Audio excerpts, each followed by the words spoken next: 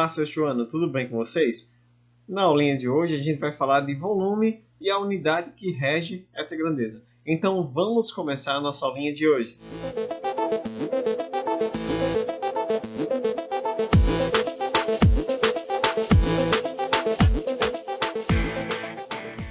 Nessa aulinha de hoje nós vamos falar sobre o volume de poliedros.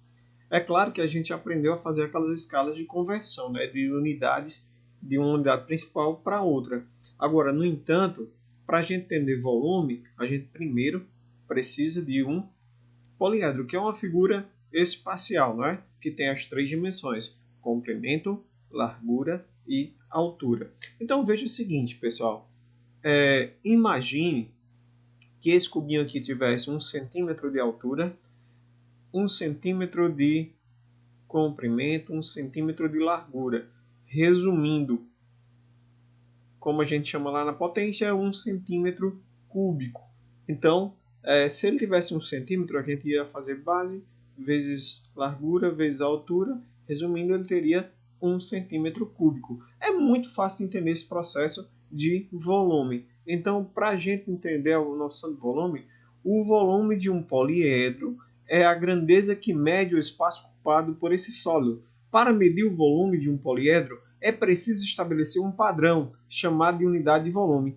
Então, basta verificar quantas vezes essa unidade cabe no poliedro. Geralmente, usamos um cubo como unidade padrão de volume. Por exemplo, adotando como unidade de volume um cubo com arestas de 1 centímetro, temos a unidade centímetro cúbico.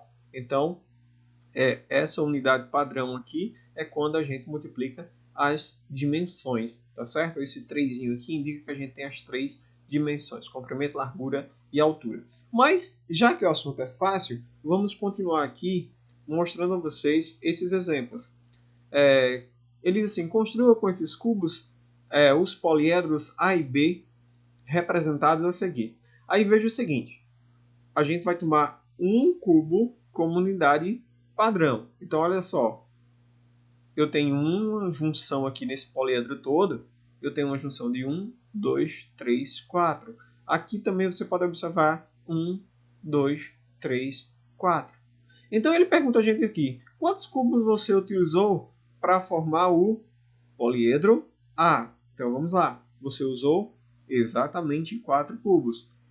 Para o poliedro B, não foi diferente. Você também usou 4 cubos. Ele ficou num modelinho diferente aí, mas agora vem a pergunta que não quer calar.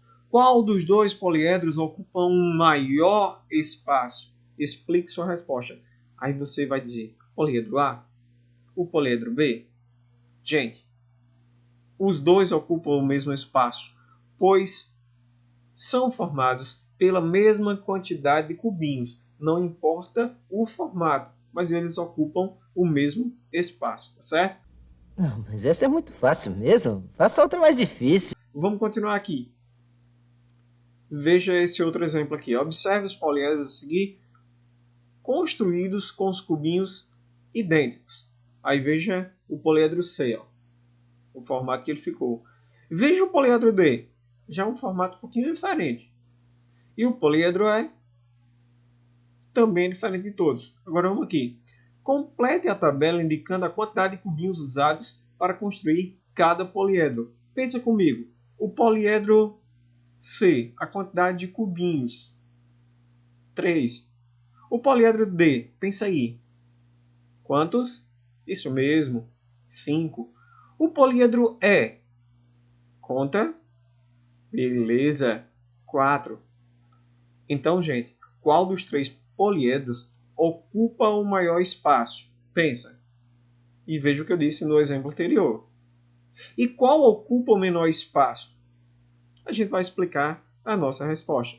Então, como vocês podem ver, o poliedro D ocupa o maior espaço, pois é composto de 5 cubinhos. Já o poliedro C ocupa o menor espaço, pois é composto apenas de 3 cubinhos. Gente, quando eu não tiver unidade de medida, como naquele outro exemplo onde eu tinha 1 centímetro, então, no poliedro C, por exemplo, eu tenho 3 unidades de volume, tá certo? Ele não deu uma unidade padrão, então eu vou chamar a unidade de volume. Como também, se eu estiver trabalhando em outras unidades, tipo comprimento, unidade C, que é a unidade de comprimento, unidade A, que seria unidade de área. Então, toda vez que não tiver uma unidade padrão, a gente vai utilizar o U como unidade e, dependendo do que a gente está trabalhando, se é comprimento, área ou volume, a gente vai usar essas letrinhas aí, referente à grandeza que a gente está trabalhando.